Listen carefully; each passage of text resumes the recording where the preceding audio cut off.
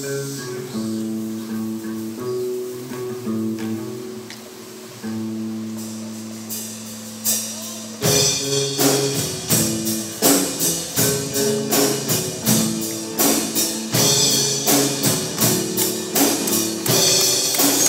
fazer zoada não.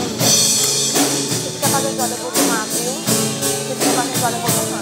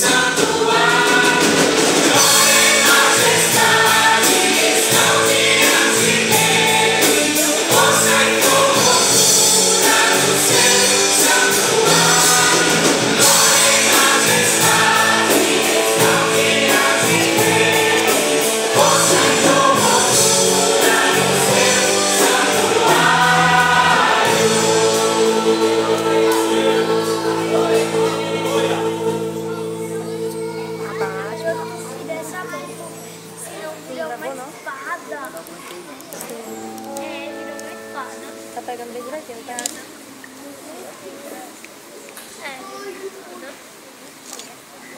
Deixa eu ver. Ai!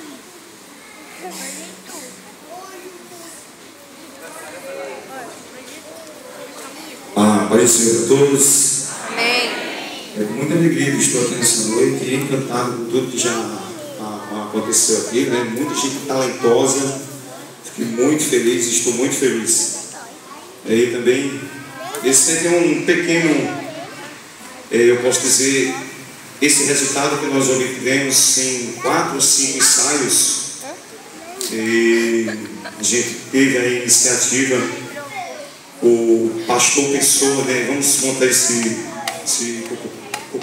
coral aqui, para que a gente pudesse ter mais vozes cantando. Então, muita gente boa cantando aqui também. Então, isso é muito bom, muito gratificante, estou muito feliz. Eu acho que vocês estão vendo já o nome aqui. Por favor, tem como você colocar aqui o nome do nosso coral Vozes de Betel. Coral Vozes de Betel. Então nós estamos muito felizes. Eles estão um pouco nervosos aqui. Eles fiquem tranquilos, relaxem. Vocês estão em casa. Eles já, enquanto isso, servimos ao Senhor com muita alegria. Né? Então nesse momento agora você possa cantar junto conosco. Usa, Senhor. Então peça a Deus para que Ele, todo dia Ele lhe use. Ok? Amém? Louvado seja o nome do Senhor. Que faltou, que vai trocar de vez. Rosa. Vou comprar uma rosa pra nós. A próxima. Vai, tu tá com a marquinha aqui, vai? Tem no espelho do banheiro. Tá beijada aqui.